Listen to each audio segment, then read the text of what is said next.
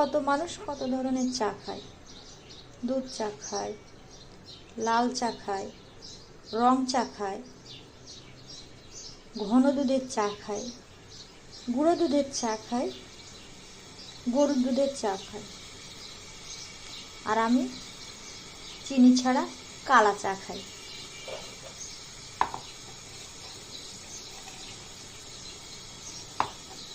পানি গরম দিয়ে দিয়েছি, এখন 1 চামচ পাতি দিয়ে দেব। বেশ কিছুক্ষণ জ্বালিয়ে নিয়ে কালা চা তৈরি করে নেব। এই কালাটা কিন্তু আবার আমি কালা কাপেই খাই। আমার কালা চায় সেই স্বাদ। কালা চা খেতে আমি অনেক পছন্দ করি।